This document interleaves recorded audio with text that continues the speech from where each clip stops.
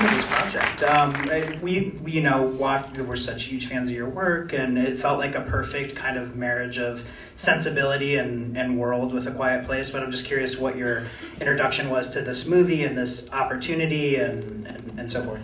Yeah, I think John Krasinski had seen Pig, and I guess he liked it. So he was just kind of like, can you bring some of that Pig touch to this universe? And that kind of, in the moment, you're not sure what that means, but mostly I just had to sit back and kind of think about what would I care about and what would I want to follow in this universe and what kind of character story would I want to tell.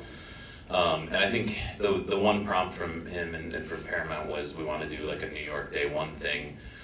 So I kind of just thought about all the things I didn't want to see in a movie like that, all the stuff that I feel like you would normally see of a military invade, like fighting the aliens thing, or scientists being we've dissected their brains and we figured this out, and I was just what if I was following a character that wasn't even really trying to survive, and that kind of opened it up for me, and that kind of became my in to the movie, and then I wrote a script and directed it, and then they released it. And then I just watched it. And then it became the highest grossing opening weekend of the franchise, which is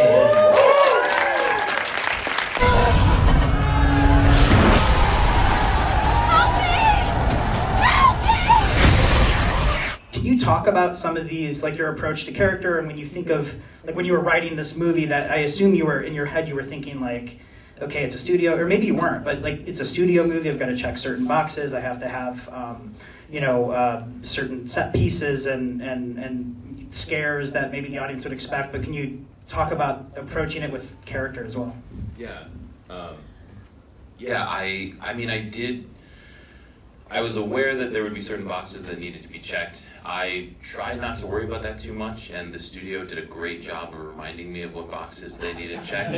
So I didn't have to overthink about that. I could kind of, I was focused on the character stuff, and then inevitably there would be conversations but we do need a little bit of this stuff, and so I would try and find ways to kind of sneak that in, but find ways to do it very character based. And that was what I loved about the first Quiet Place, was that yes, there were monsters, but they were very kind of fundamental. It was this just idea of if you make a sound, something's going to come out of the shadows and kill you, and it was just that kind of constant reminder of something that's fundamentally human. Our ability to communicate with sound is not something we can do anymore, and if we do, you'll die, and that sort of sense of violation. I liked that, then paired with this very intimate family drama, that was what The Quiet Place was to me. And I kind of felt in some ways doing a loud Day One New York City thing was kind of counter to what was fundamentally what that franchise was about. So finding a way to kind of do that in a quiet, intimate way and keeping it focused on character was kind of my just main focus on this, and I had to really care about that character and really be centered on it. One of the things when we were writing the original that kind of was our foundation for it was doing Days of Heaven meets Alien, where it's a genre piece, but it's kind of on this idyllic farmscape. I'm curious for you, because I see so much inspiration, whether it's Children of Men, I could apply that as something that I see in the movie. Are there any foundations that you use as kind of a guiding force for the film? Yeah, Children of Men was definitely one. That was one I talked to Pat Scola, the cinematographer, about a lot. He was the DP on Pig as well, and it was really great to have him on this project. I couldn't have done it without him, and that really helped keep kind of our sensibilities. But yeah, Children of Men was a big one in the sort of sense of how to do a story that has a lot of scope and intensity and sort of implications to the wider world, but do it in a way that feels very boots on the ground and very gritty and present. I think there is I think in some ways we tried to avoid this, but on some levels, if the first Quiet Place was Alien, this is sort of the Aliens of that. It's when it sort of gets bigger and there's a little more action, but I tried to sort of avoid some of the tropes of what might come with that. I love both of those movies, but I think, I didn't want to just go oh, now we're just doing a big, machine gun movie or something.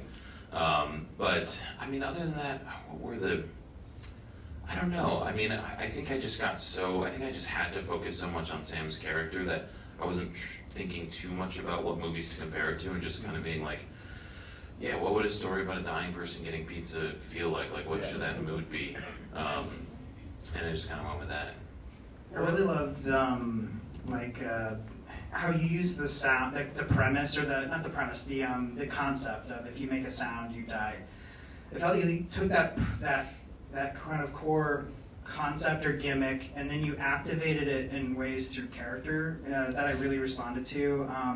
And maybe you can talk about a couple of these scenes if you have anything to say, but like the ones that really moved me the most, there's a scene where they're in that like apartment building and it's thundering outside, and they use that as an opportunity to like release emotion. I found that so powerful. And then my favorite scene in the movie, the magic show. The silent magic show, where you just, again, you're taking the gimmick, and instead of using it as like, wouldn't this be cool as a set piece if the sound and the fire alarm, like you're using it for character and emotion, and it's just so beautiful. I mean, can you talk about conceiving those scenes and working on those scenes? Yeah, I remember the Screaming with the Thunder one was one of like the first idea. You always have like a few sort of images or ideas for a movie that you start with, and that was one that just kind of from early on, I was like, what if like in the middle of the movie there was just like a long dialogue scene that culminated in people screaming it with thunder. Like that was just sort of a thing.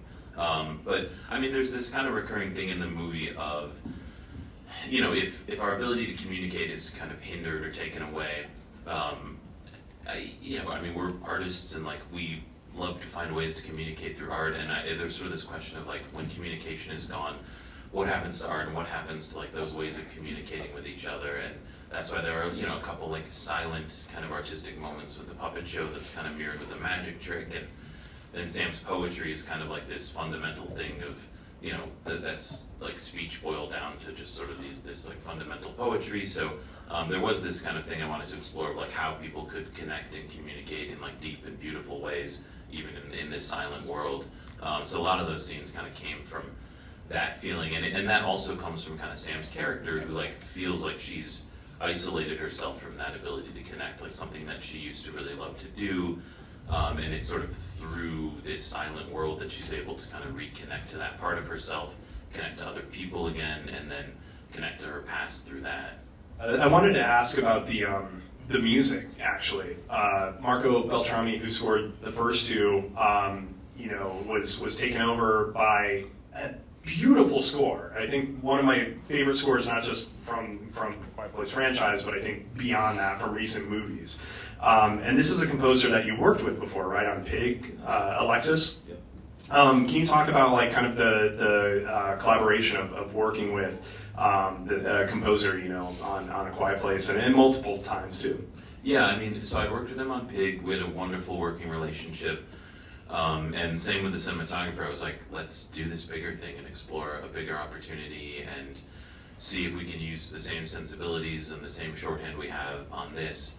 And we approached it in a similar way. Like I remember on Pig, one of the first things we did was talk about like finding the instruments and sounds that we wanted for various characters and various themes. So like early on, he was trying to find kind of Sam's sound, and we ended up with this. It was like a bass clarinet that was treated in a certain way, and he created this like really simple but beautiful kind of sad theme that also had this kind of weird hope and peace to it. And then for the creatures, he played with this like bowed guitar mixed with some distortion and then some like weird rhythmic stuff. So step one was kind of finding some of the sounds that we wanted to play with, building those into themes, and then like starting to play with where in the movie those themes could exist. And those were like the first, it was Sam's theme and the creature theme. Then as you start sort of laying those in, you decide, well, we kind of need something else here. So we sort of created this like friendship theme for when Eric and Sam were connecting, when they first meet, when they're on the balcony and she gives him the sweater, when they say goodbye. And then those things kind of start like reflecting some of those other themes. So we sort of approach it through, sound, the uniqueness of that sound, and then building it through like theme and how it needs to serve all those different moments. And then sometimes you're just like, can you write a really pretty sounding puppet show piece? And he's like, yeah, I got you. Which I have to say, that puppet show, again, one of my favorite scenes of the film. Again, I think the biggest challenge that you had was like building the antithesis of what an apocalyptic New York movie could be, because we've all seen those, but you achieved such a great contrast to that. When we were watching it in the theater and seeing, the puppet show, I'm like, movies, especially produced by Michael Bay, like take their time to just, you know, do a quiet puppet show. Was that a scene that like you had an image of like early on, or how did that kind of come about? Yeah, I'm trying to think.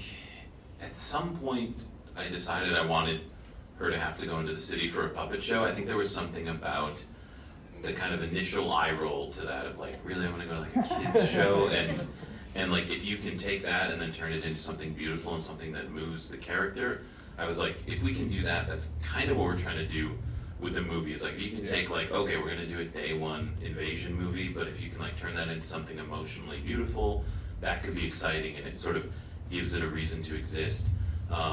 And then, like, I don't know, I just watched a lot of videos of different puppet shows, and then we ended up with this is like an old classic vaudeville puppet thing where you have sort of the sad clown, and they blow up the balloon and it pops, and you know, there were all these different sort of things we were playing with there. Like, you know, this is kind of about how her life has been cut short.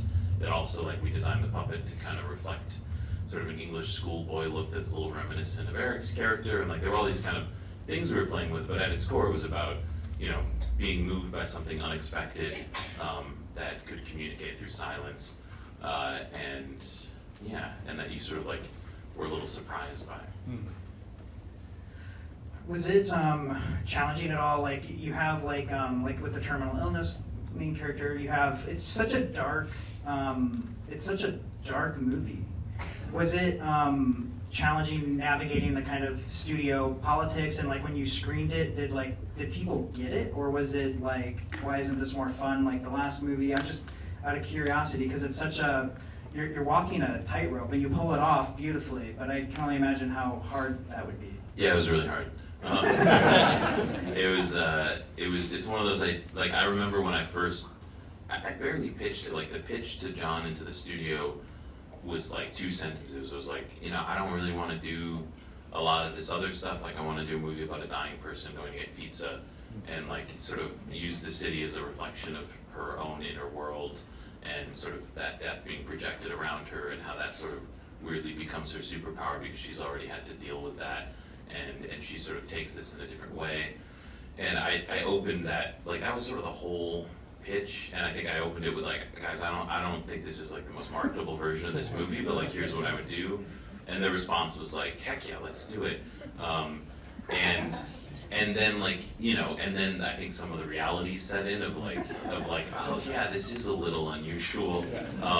And then like, you know, you preview it, and like it definitely had that feeling of like some people really got it, and then some people were like, where was all the boom boom? And like, and then there were lots, you know, plenty of conversations about like, well, maybe we should put a little more boom boom here, and then like, and so yeah, it was definitely sort of a give and take and all that classic process stuff. But you know, I mean, I was happy that kind of in the end, at its core, it kind of kept that soul that it needed. But no, it was definitely like a lot of finding that balance and keeping everyone kind of happy. And we'll open it up to the audience if they have any better questions. I'm sure they do. And then I just really want to hear about working with Lupita. I think she's like magnificent in the film, and probably one of the great actors of our time, and what that experience was of casting and just working day to day. And yeah, I'd love to hear about your process. Yeah, I mean, she was wonderful. It's a really hard role to play. She's both juggling, you know, like set pieces and all this crazy stuff she has to deal with, being really scared, but at the same time, she's constantly tracking her physical deterioration, the kind of constant awareness. Noticing, like how sick she, like playing sick, but scared and running. I mean, that's impossible. And I can imagine like in a rough cut, like the studio being like not getting like, you know, that's such a hard balance. I don't think people realize. It's really hard, and I think a lot of it. She's like she's a very committed and very like studious actor. Like she really will go through the script, challenge you in like the right ways. Be like, okay, what are we doing right here? Like, how are we trying to approach this moment? And like, you really have to have good answers for her, and kind of be on the same page together, which we really needed for a movie like this, because yeah, she was tracking that journey for her character so specifically, and had every little nuance of that mapped out. And yeah, I mean, it really comes across, but it was not easy. It's not just like kind of like looking a little sleepy and stumbling around. Like she was like her breath work that she was doing, and how she was changing the way she was speaking over the course of it, and then on top of that, having like this kind of arc where she goes from kind of closed off and sort of bitter to more connected, and like, yeah, it was kind of incredible to watch. In also the fact that you generally shoot these things out of order, to see how she could kind of track how she was doing that day to day was, yeah, I mean, she's amazing. Did you guys do a lot of rehearsal? Like, is she somebody who likes to improv, or? Not improv. We did like, I think we had a day of rehearsal, so wow. not a ton. Yeah. But also like, there's not a ton of dialogue scenes in it, so yeah, we kind of did some rehearsals, found the general beats. But then she and Joe are both very like physical actors. Like, they really like to kind of find the scenes in the blocking, and the way we had to make this, we were like finishing building sets the day before we would be shooting, and we were constantly turning over. We shot like a lot of the exterior stuff we shot on a back lot in London that we built as this like 2-block New York thing that we had to constantly turn over for different parts of New York. So it started as Chinatown, then it was destroyed Chinatown, then it had to be turned over for the Lower East Side, then like Midtown, then Upper East Side, then Harlem. And so like, we sort of would just get on set each day and have to kind of figure out the blocking and figure out how this scene would play out, and her physicality was such a big part of that. So yeah, we kind of had to roll with it sometimes, but we had the general idea after that day rehearsals, and then we would sort of figure it out on the day. But also, like, she and Joe were really good at sort of feeling each other out, really watching each other, really, and you kind of have to, because a lot of the scenes are so quiet that it's just about someone seeing someone else and learning to empathize with them. So, I mean, they were just really on point with all that stuff. I have to ask about the cat. You did travel here from New York with a cat who is in the audience here. Where's the cat? So I am. That's Navi. This is our cat Navi. We got her 4 months ago, and we love her very much. So I have to ask, at what point was the idea of the cat brought into the equation, and how insane did you feel to, propose working with an animal every single day on a crazy movie like this? Yeah, pretty insane. I left Pig thinking, well, that was fun, but like, I'm gonna not work with an animal for a while again. You lose so much control on set when you have an animal. Like, you're just kind of at their whim. And then I wrote a script that had a cat in pretty much every scene. And then the studio was like, well, we'll do a CG cat or something. And I was like, but I think it should be a real cat. So we ended up not doing a CG cat at all, and it was all real cat stuff. And yeah, it was kind of crazy, but I think it was worth it. I think you actually feel like Frodo is a real character on screen and a real character in the story. I think the initial idea, if the first idea was sort of Sam being this hospice patient, the cat came very quickly after that. I knew she kind of needed some token that was this relic of her life in New York City, and I like the idea that Frodo was this cat that she probably had in the city. It was like a street cat that she had sort of brought on as a pet. And I also just loved the image of her walking through kind of a destroyed New York with this cat. So I don't know, it kind of came hand in hand with her as a hospice patient, as this person who had kind of left behind her city. And then it became this kind of symbol of connection between her and Eric. And I don't know, the cat just seemed really obvious, and it also seemed like one of the few animals that might have a shot of living in the Quiet Place world, because dogs would be.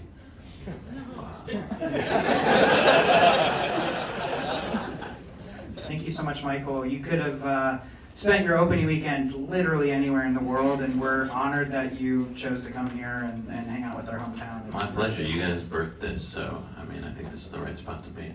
Such an honor.